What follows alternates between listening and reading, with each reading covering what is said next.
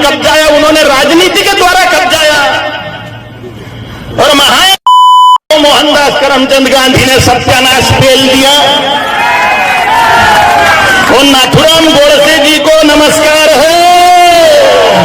गांधी को अपशब्द कहने वाले तथाकथित गुरु कालीचरण महाराज को अंततः पुलिस ने गिरफ्तार कर लिया है। मगर बात सिर्फ एक कालीचरण की नहीं है, बात है देश में ऐसे लोगों की बढ़ती स्वीकार्यता की जो देश को बांटने का काम कर रहे हैं। कालीचरण जैसे लोगों का गांधी जी के लिए अपशब्द कहना मुझे अब अचंभित नहीं करता है। मगर हाँ, एक बात मैं ये नहीं समझ पाती हूं कि कालीचरण जैसे लोगों में इतनी हिम्मत आती कहां से है कि वो राष्ट्रपिता का सार्वजनिक मंच से अपमान कर सकें।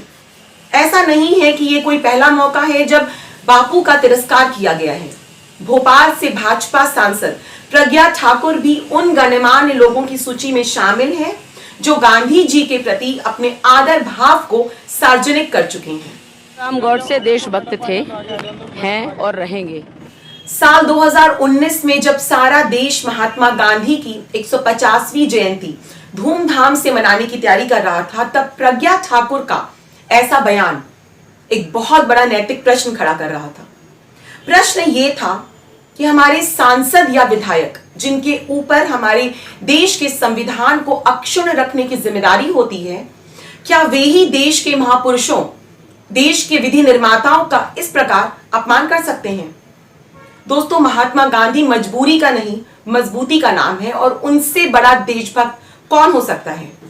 15 अगस्त 1947 को जब सारा देश आजादी का जश्न मना रहा था, तब गांधी जी कलकत्ता में भड़के दंगों को शांत कराने में लगे हुए थे।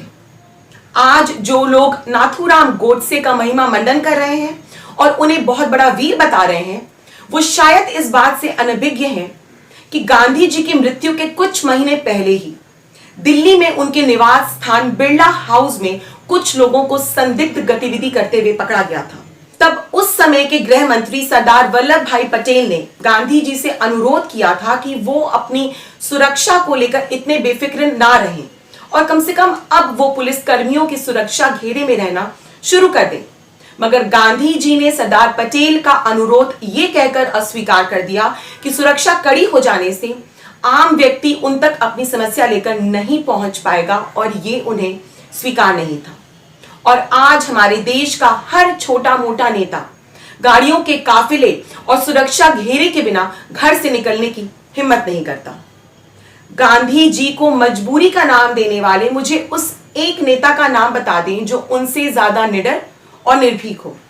ये एक विडंबना ही है कि खुद गांधी के अपने देश के लोग उनके बारे में इतना कम जानते और समझते हैं, जबकि स्वयं एल्बर्ट आइंस्टाइन ने गांधी जी के बारे में कहा था कि आने वाली पीढ़ी शायद ये विश्वास ही ना कर पाए कि हांड मांस से बना एक ऐसा व्यक्ति कभी उनके बीच हुआ भी करता था।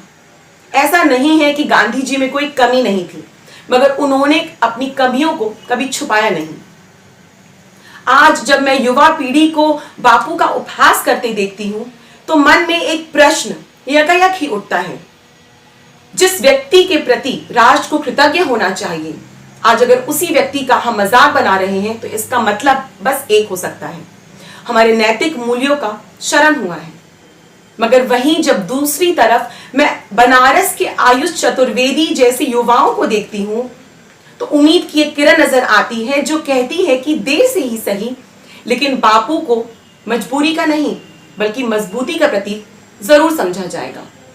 बड़ी अजीब विडंबना है कि गांधी के देश के लोगों ने ही गांधी को सबसे कम पढ़ा व समझा। हैरी पॉटर और चेतन भगत को दिन रात भोर दोपहरी एक करके पढ़ने वाली युवा पीढ़ी अगर गांधी जी को तबीयत से पढ़ दी होती तो आज पीढ़ियों का सबक शायद कुछ और होता, लेकिन हमने ऐसा नहीं किया और यही कारण है कि आज तमाम फैंसी और फेसबुकिया ज्ञान हमारे पास हो गए हैं। जैसे बंटवारे का शाश्वत कारण गांधी जी को मानना है और गांधी जी को मुस्लिम परस्त कह देना है। तो मैं ये कह देना चाहता हूँ कि गांधी से बड़ा कोई हिंदू नहीं था, लेकिन गांधी के हे राम से बाकी कौमें डरती नहीं थीं, क्योंकि गांधी भारत में धर्मनिरपेक्षता के प्रतीक थे। आज के समय में अहिंसा को कायरता और कमज़ोरी का प्रतीक समझा जाता है, लेकिन लोग ये भूल जाते हैं कि विश्व की सबसे बड़ी सेना से आप हथियार से लड़ाई नहीं कर सकते, उसके लिए आपको एक ऐसा हथियार चुनना होगा जिसका मुकाबला वो न कर सकें, और वो हथियार है अहिंसा। गांधी जी का कहना था कि आँख के बदले आँख फोड़ने से तो पूरी दुनिया ही अंधी हो जाएगी। उनका ये भी मानना था कि ऐसी पढ़ाई जो आपके हुनर को बढ़ावा न दे वो बदतमीज़ी की पढ़ाई है। गांधी जी और तमाम नेताओं और सेनानियों के बलिदानों, आंदोलनों और जेल यात्राओं के फलस्वरूप 15 अगस्त सन 1947 को हमें आज़ादी मिली, और हम देशवासी गांधी जी को इतना चाहते थे कि अगले ही वर्ष उन्हें 3 गोलियां मारकर उनकी यही समाधि बना दी। लेकिन गांधी कभी मरते नहीं हैं, क्योंकि गांधी एक विचार का नाम है, गांधी एक व्यक्ति का नाम नहीं है, और विचार सदैव जीवित रहता है। अंत में दुष्यंत कुमार जी की चंद पंक्तियों के साथ अपने व्याख्यान का समापन करना चाहूँगा कि खुदा नहीं न सही, खुदा नहीं न सही आदमी का ख्वाब सही, खुदा नहीं न सही आदमी का ख्वाब सही, कोई हसीन नज़ारा तो है नज़र के लिए, वो मुतमईन है कि पत्थर पिघल नहीं सकता, वो मुतमईन है कि पत्थर पिघल नहीं सकता, मैं बेकरार हूँ आवाज़ में असर के लिए, मैं बेकरार हूँ आवाज़ में असर।